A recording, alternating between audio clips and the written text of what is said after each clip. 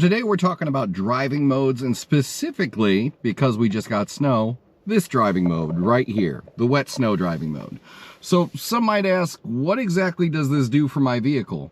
Well, it optimizes the traction control for low grip surfaces by locking your all-wheel drive system to a 50-50 torque split, reducing the engine power and softening the acceleration.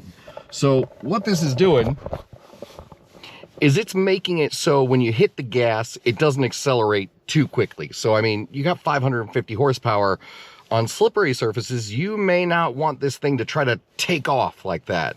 It also splits the power 50-50 from the front and the rear. That way, it's not an uneven distribution of power. So if we have all four wheels pulling all at the same rate, you're way better controlled over a slippery surface. Now, don't get me wrong, although you do have all-wheel drive, those things don't stop you from slipping.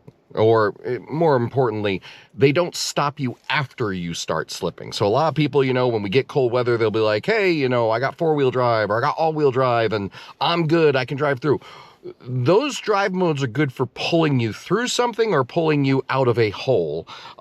They are not great for bringing you to a stop. So with the slippery roads, and don't get me wrong, driving around town, most of the big roads are good, but in my neighborhood, there were some sketchy streets. Just drive safe. You know, we want you to be safe. We want your car to be safe.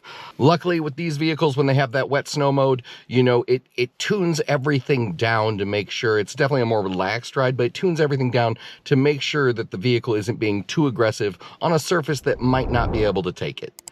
If you like this content, like, follow, subscribe, hit all the buttons. We'll talk to you later.